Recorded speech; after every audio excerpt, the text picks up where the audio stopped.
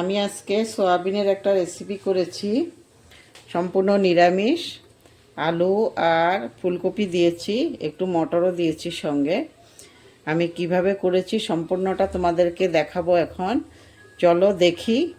আর সম্পূর্ণ ভিডিওটা দেখার জন্য আমি অনুরোধ করছি।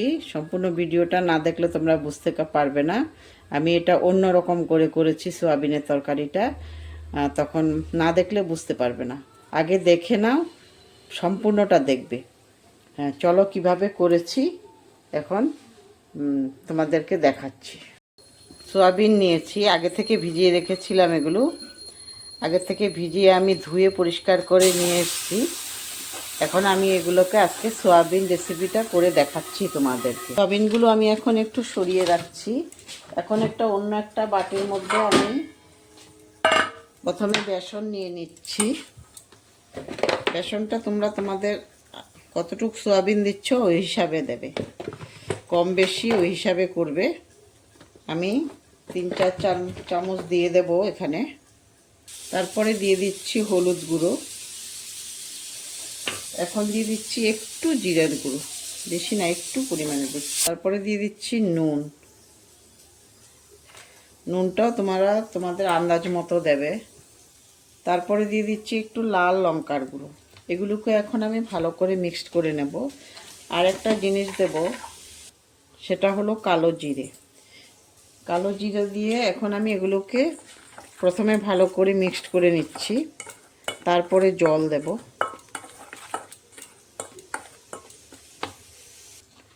আস্তে আস্তে জল দিয়ে আমরা একটা গ্রেভির মতো বানিয়ে নেব এটাকে।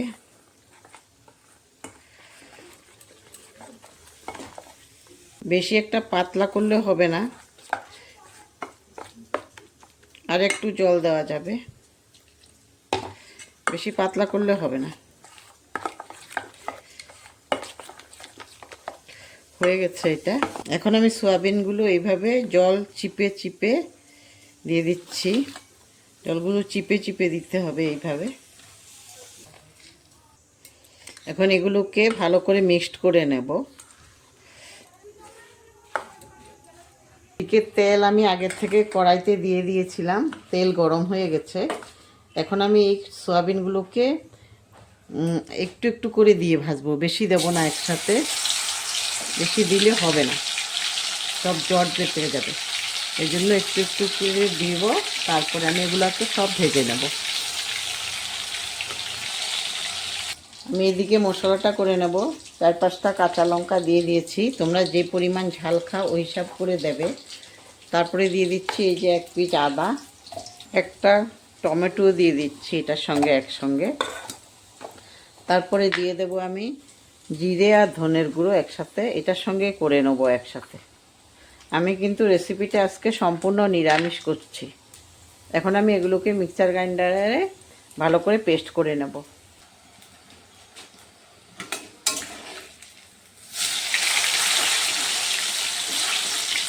একটু ভালো করে ভাজতে হবে, ভালো করে ভাজলে টেস্টটা খুব ভালো হয়। এগুলি হয়ে গেছে, আমি এখন তেল থেকে তুলে নিচ্ছি এগুলো। এইভাবে আমি সবগুলো ভেজে নেব। এখন আমি কিছু আলু কপি ভেজে নেব। প্রথমে একটু নুন আর হলুদ দিয়ে দিচ্ছি।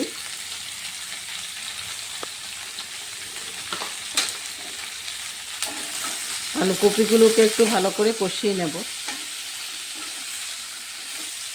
তোমরা সম্পূর্ণ ভিডিওটা দেখবে, একবার ঘরে করে খাবে, তারপরে বুঝতে পারবে। সয়াবিন তো আমরা এমনিতে বানাই, এইভাবে বানিয়ে দেখবে, খুব টেস্টি হয়। একবার বানাও, আমি বলছি, দেখবে ওরকম সবাই খাবে, যারা সয়াবিন খায় না ওরাও খাবে।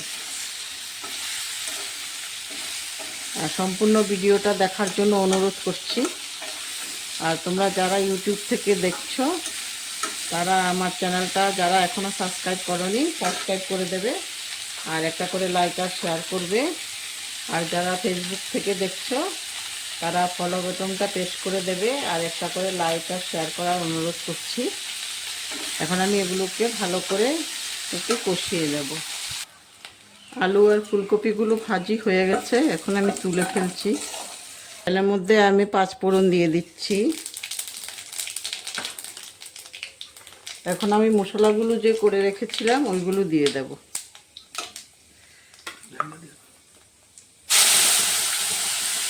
দিচ্ছি কাশ্মীরি লঙ্কার গুঁড়ো,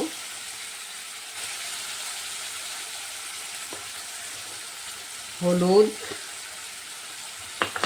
তারপরে পরিমাণ মতো নুন দিয়ে দিচ্ছি। এখন এগুলোকে ভালো করে কষিয়ে নেব। আগে থেকে করে রাখা মশলাগুলোর মধ্যে ছিল টমেটো,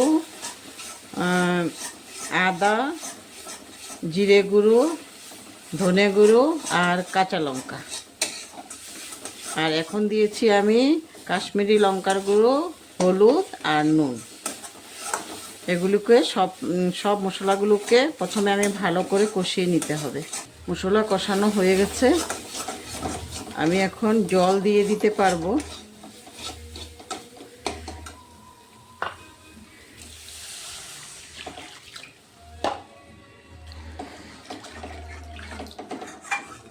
জলগুলো যখন উতরাবে তখন আমি দেব ফুলকপি, আলু, এগুলো পরে দেব, এখন দিচ্ছি না, পরে দেব।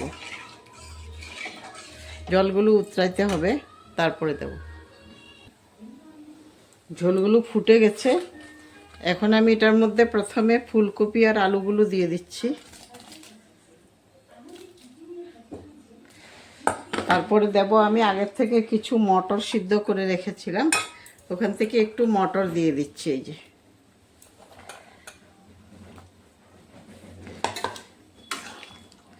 সয়াবিনটা এখন দেব না, সয়াবিন যে আমি ভেজে রেখেছিলাম এগুলি এখন দেব না, একটু পরে দেব, এগুলো নামানোর আগে দেব।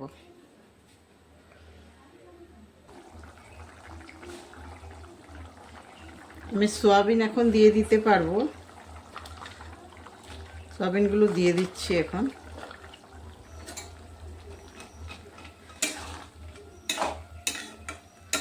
তোমরা অবশ্যই একবার ঘরে করে খাবে, দেখবে খুব ভালো লাগে।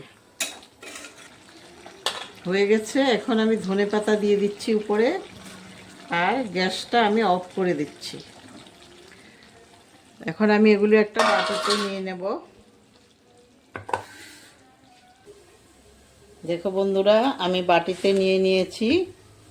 কালারটা কত সুন্দর হয়েছে, খেতেও খুব টেস্টি হয়। তোমরা অবশ্যই একবার ঘরে করে দেখো, তারপরে বুঝতে পারবে, আর আমাকে কমেন্ট করে জানাবে কেমন হয়েছে। নেক্সট ভিডিও পাওয়ার জন্য তোমরা কিন্তু অবশ্যই সাবস্ক্রাইব করবে আর বেল আইকনটা প্রেস করে দেবে, তখন সবার আগে আমি ভিডিও দিলে তোমরা পেয়ে যাবে। আর একটা করে লাইক আর শেয়ার অবশ্যই করবে। আর তোমরা এই রেসিপিটা একবার ঘরে করে খাও, তখন বুঝতে পারবে।